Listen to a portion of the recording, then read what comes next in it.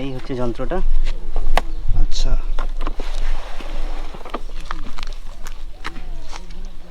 ওজন কেমন এটার? হ্যাঁ তেমন না, তো হালকা। এটাই টোটাল স্টেশন? এটা টোটাল স্টেশন। আচ্ছা, মানে এটা তো সব জায়গায় অ্যাভেলেবেল না?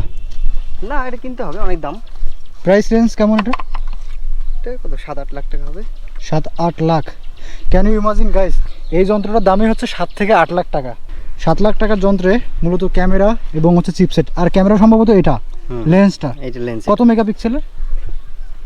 মেগাপিক্সেল বলতে কি, মানে এই ক্যামেরাটা এখান থেকে 1 কিলোমিটার তো পর্যন্ত। এটা তো লেইকার, অনেক ভালো ব্র্যান্ড। হ্যাঁ, এবার টাচ করো। আচ্ছা, হ্যাসেল ব্লেডও আছে নাকি? না। আপনারা দেখতে পারতেছেন এটা হচ্ছে ক্যামেরা লেন্স। এইবার এখানে দেখাও, এই যে বাবলটা আছে, হ্যাঁ, এই বাবলটাকে আমাকে মাঝখানে নিয়ে আসতে হবে, তাহলে এটা সেটিংটা হবে। ওয়েট। হ্যাঁ, তো এটা হলো টোটাল স্টেশন।